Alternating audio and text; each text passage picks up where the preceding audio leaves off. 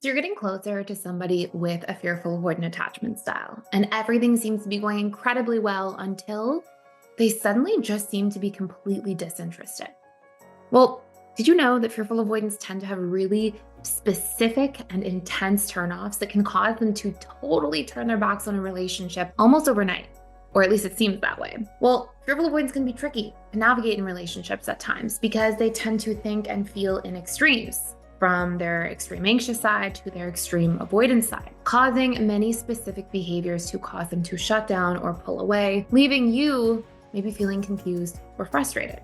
Or if you're the fearful avoidant listening to this, these can be really important things to introspect about and understand so that you can vet for and set boundaries around in your relationship dynamics. But if you don't know what turns off a fearful avoidant, you could accidentally be triggering their fears, which leaves you stuck in a painful cycle where you feel like you are constantly walking on eggshells and trying to guess what went wrong. So in today's video, we are going to talk about the top 5 fearful avoidant turnoffs. And if you are a fearful avoidant, this can be really important for you to gather your bearings and understand some of your preferences and needs in relationships and what to do about them. Or if you're the loved one of a fearful avoidant, of course, it can prevent you from accidentally pushing them away really quickly and intensely without meaning to.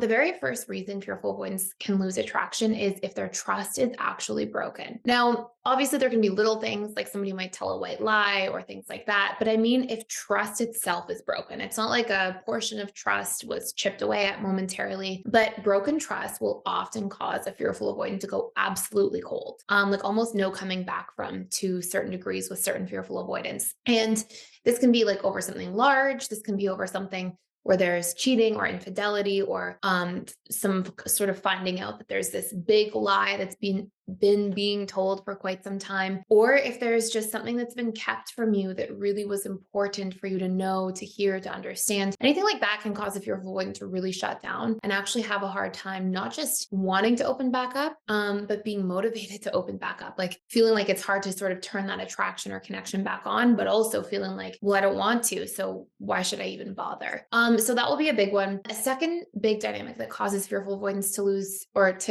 attraction is that if somebody's like really anxiously attached to them and somebody's accidentally violating their own boundaries, they don't have a sense of self, especially as the attachment between the fearful avoidant and another attachment style sort of connects more deeply or bonds more deeply together. Sometimes what you'll see is fearful avoidance when they feel like their boundaries are crossed or they're not being seen or they're not being understood. Their need for independence and freedom and autonomy are not really making it across to the other person that they're in a relationship with or that they're dating. Sometimes you'll see fearful avoidance really lose attraction in that sense. And it's not just that the fearful avoidance starts leaning dismissive. Somebody can start leaning in their more DA side as a fearful avoidant without actually losing attraction on a more permanent basis. But if this is repetitive enough, and if fearful avoidants start to feel overwhelmed, because fearful avoidants do tend to sort of enjoy a bit of a challenge in the beginning of relationships as well, all of these things can lead to a lack of novelty, a lack of challenge, feeling like their boundaries are crossed, feeling like they're unseen, unheard, misunderstood. And all of these things together for an FA can really sort of coalesce and make them feel like, okay, this just isn't for me. I'm just not interested,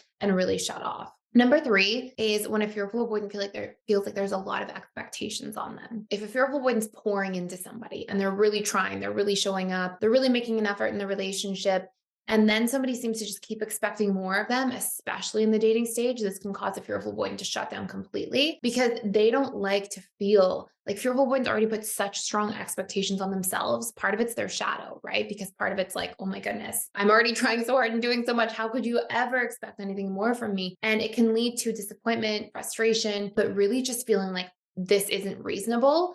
And I need to keep you away to sort of keep my sense of self safe. And this can really put out that flame of attraction and chemistry early on in a relationship with a fearful avoidant. One thing I want to mention before I share with you the last 2 major dynamics that can cause fearful avoidance to lose attraction is we have a whole course. The course is about the fearful avoidant attachment style and sex. And it's not just like sex, but also just intimacy in general and some things that can play into it, some things that can cause pain points or challenges. And a lot of people request this content, like a tremendous amount of people. So if you want to check it out, you want to learn more about some of the patterns, some of the things that are important to recognize. Some of the things that can really weigh on relationships in a negative form can really diminish attraction long term. You can check it out for free. It also comes with access to all of our other courses and the 4 live webinars I do every single week with our students. So you can join me in there, ask me questions you have, camera on, camera off. You can chat with me, anything. You can type in the chat if you prefer not to talk.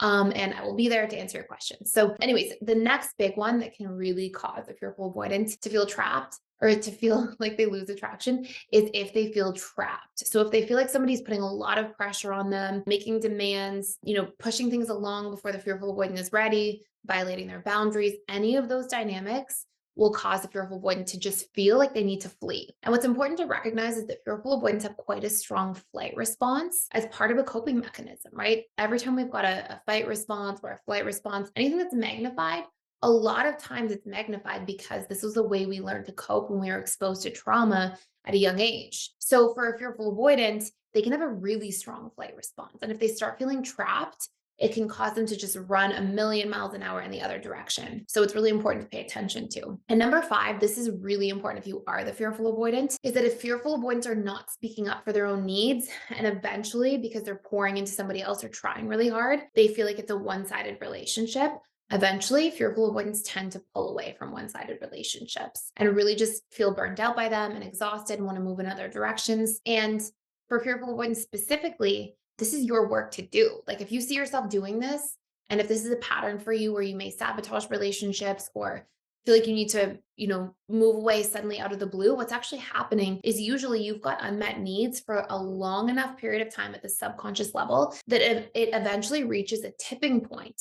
And at that tipping point, you just sort of shut down and feel like, okay, this is enough. I've had enough. And sometimes I even know that fearful avoidance, had many conversations with that phase over the years, will try to wait until it reaches that tipping point because they know that they'll leave. And sometimes they feel guilty leaving relationships before that point. But if you find yourself on that path, like your job is to start speaking up. Your job is to start getting into the habit, even if it's not the relationship you want to be in now, at least for future relationships, to speak up, to share your needs, to advocate for yourself, to allow yourself to take up space.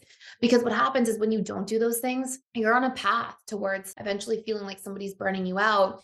And you're also on a path towards feeling like you're unseen or you don't matter, when in fact, a lot of the roots of the problem are actually that people don't know the information that they need to know because you're not sharing it to make you feel like you matter, to make you feel like you're seen. So sometimes if there's needs that are unmet for long periods of time, that can cause a fearful avoidant to shut down and really lose that attraction and that wanting to be in the relationship. But there's also something you can really solve for as an FA. So that's it for today. Let me know questions you have about this, about attraction in general, about attachment styles and sex. This comes up a lot. You can check out that course for free. So it's limited time.